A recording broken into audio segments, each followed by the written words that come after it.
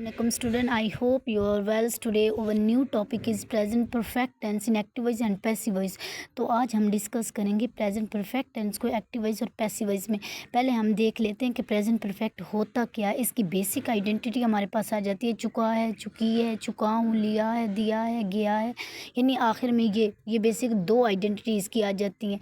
जैसे कि आप कहते हैं कि मेहमान आ गए हैं, यानी आप ये नहीं कहते कि मेहमान आ चुके हैं। सो दो आइडेंटिटी आखिर में आती हैं। आप देख सकते हैं एक चुका वाली और एक लिया वाली दो आइडेंटिटी आती हैं प्रेजेंट परफेक्ट टेंस में।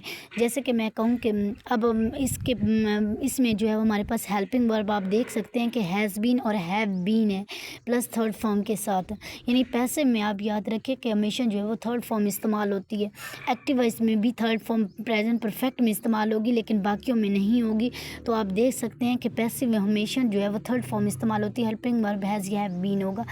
तो फॉर एग्ज़ाम्पल अगर मैं कहूँ कि मैच जो है वो जीत लिया गया है, यानी कि जीतने वाला जो मौजूद नहीं है, हम वर्ब को देखेंगे कि वर्ब जो है वो मौजूद नहीं है, तो ये पैसिव है। अगर इसको मज़ीद एक्टिव करना हो तो आपने पहले फार्मूले याद रखे होंगे हमारे एक्टिव के। तो अगर हमने इसको एक्टिव वॉइस बनाना हो तो एक्टिव वॉइस में हम सिर्फ हैज़ या हैव को ले आएंगे और इसके साथ जो है वो हेल्पिंग हमारे पास हैज़ या हैव होगा और जो है थर्ड फॉर्म होगी वर्ब की। प्रेजेंट परफेक्ट टेंस में हमारे पास एक्टिव वॉइस में थर्ड फॉर्म होगी। सो आपको सबसे पहले जो है वो पैसिव वॉइस को आइडेंटिटी करना होगा, यानी आइडेंटिफाई करना होगा पैसिव वॉइस टेंस को।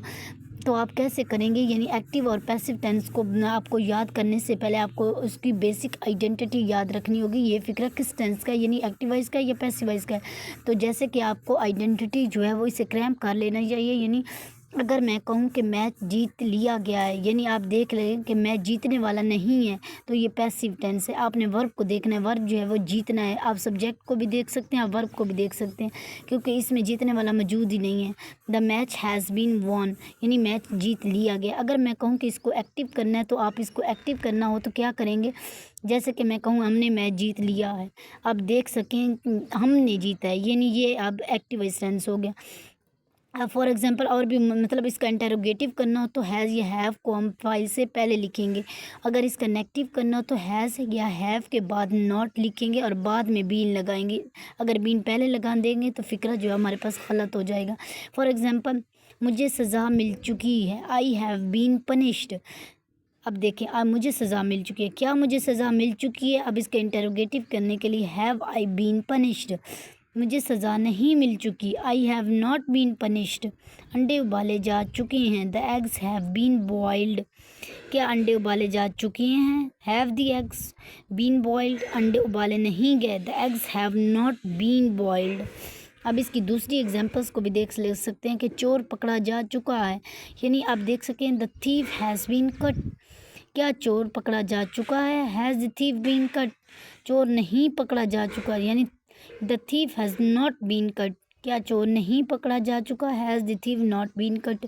सो आज हमने आपको सिखाया कि प्रेजेंट परफेक्ट टेंस में एक्टिव वॉइस और पैसिव वॉइस टेंस की कैसे पहचान करनी है।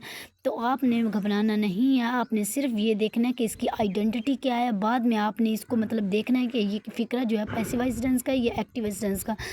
याद रखें कि पैसिव वॉइस टेंस में हमेशा जो है वो थर्ड फॉर्म इस्तेमाल होती है और एक्टिव वॉइस में तो प्रेजेंट परफेक्ट में थर्ड होती है, बाकियों में नहीं होती। तो आप देख सकते हैं कि मैंने आपको एक इजी तरीके से समझाया। I hope this lecture will help you and surely people you must have like and subscribe my YouTube channels and thank you.